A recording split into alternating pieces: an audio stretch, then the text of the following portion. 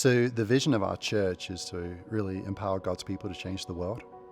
Effectively, when Scott stepped into the role at OneChild, he invited me to come and pray for him as he was installed as the new president. And just being there that evening and talking with the staff team, hearing the story and hearing Scott talk about hope in the hard places, I was so stunned. I was like, we got to do this. We've got to do this. We've got to sponsor children.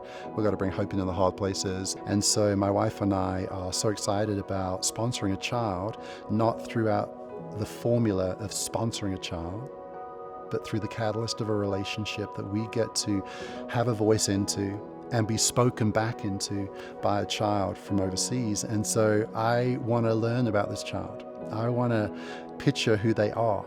I want to see them learn and grow and bring real care to them. We're rolling this out to our church, and frankly, I want to hear the stories in the years ahead. I want to have families coming up to me telling me about their child, their one child, and so that we can learn that story and I can share with them about our child, and we can together see that we are impacting a nation, whether it be Haiti or the Philippines. I love it. I freaking love it. I absolutely love the thought that our family is getting connected with what God is doing around the world. And again, I think we speak of this as pastors, that we sometimes can get so preoccupied with what God is doing here and now in our church, and we lose sight of what God is doing around the world, and that we get to lean in and listen to the voice of God and the whispers of God speaking to us, and then we hear His Spirit, we see where He's at work. And so I love it. I truly believe that the resource of God, kingdom resources without limit, and we can't outgive God. When you look at poverty and when you consider people in poverty, the poor are close to the heart of God.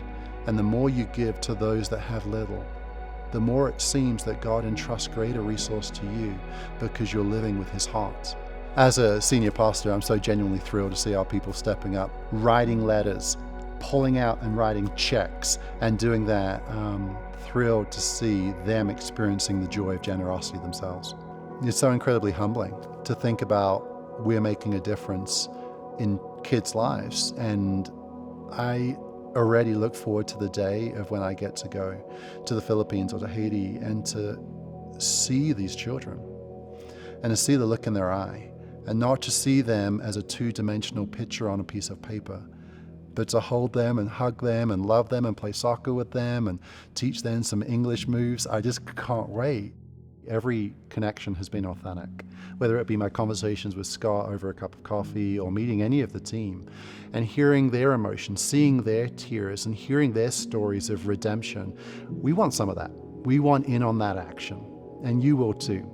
When I read the scriptures, when I read the gospels, and when I see how Jesus walked towards those that too often I'm inclined to walk away from, I want to walk towards those that Jesus walks towards, and I want my heart to be broken.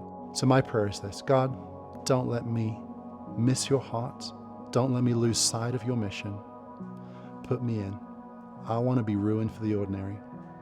I want to make a difference, and I want our church to have a new story and a story of the gospel. That's my prayer.